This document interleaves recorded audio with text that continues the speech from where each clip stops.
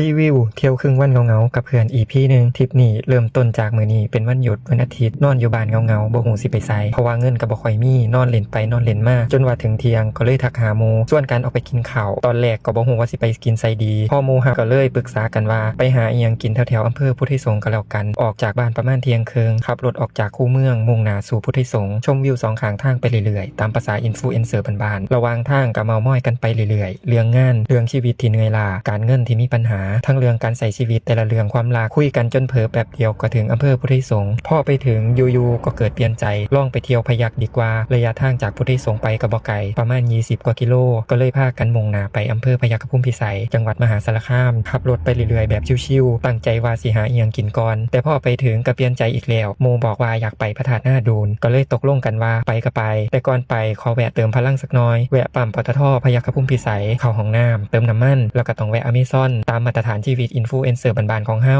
หลังจากนั้นก็ออกเดินทางต่อมุ่งหน้าสู่พระธาตุหน้าดูนระยะทางประมาณบ่เกิน30กิโลเมตรพอไปถึงก็หาที่จอดรถแล้วเดินชมสถานที่ภายในวัดถ่ายรูปเช็คอินทำบุญบริจาคขอให้ชีวิตดีขึ้นขอให้การงานเจริญสุขภาพร่างกายแข็งแรงการเงินดีขึ้นความรักมีความสุขและก็ขอให้ครอบครัวกับญาติพี่น้องมีแต่ความสุขทำบุญเสร็จก็มานั่งถ่ายรูปถ่ายวิวลมพัดเย็นๆอยู่หน้าพระธาตุนั่งคิดถึงเรื่องเล่าชีวิตที่ต้องเจอต่อไปถึงแม้จะมีปัญหาใดๆก็ต้องพยายามผ่านมันไปให้ได้หวังว่าสิหาทางออกได้โดยเร็ววันจากนั้นก็เดินชมจุดต่างๆภายในพระธาตุมีทั้งจุดชมวิวถามอุทยานและแน่นอนคือองค์พระธาตุให้ได้สักการะบูชาพอได้เวลาเฮาก็เดินทางกลับออกมามุ่งหน้ากลับสู่อำเภอพยัคฆภูมิพิสัยแล้วก็แวะร้านกาแฟพยัคฆ์บุรีที่เห็นจากที่เที่ยวไกลฉันใส่เวลาประมาณครึ่งชั่วโมงก็ถึงปรากฏว่าเป็นร้านกาแฟที่อยู่ในปั๊มน้ำมันก็เลยแวะเข้าห้องน้ำทำธุระส่วนตัวแล้วก็ถ่ายรูปเช็คอินตามสไตล์หลังจากนั้นก็ออกเดินทางต่อมุ่งหน้ากลับบ้านผ่านอำเภอสตึกไปทางอำเภอแคนดงระหว่างทางแวะปั๊มอีกน้อยซื้อชานมไต้หวันกินแซ่บๆพอใกล้ถึงคูเมืองบ้านของเฮา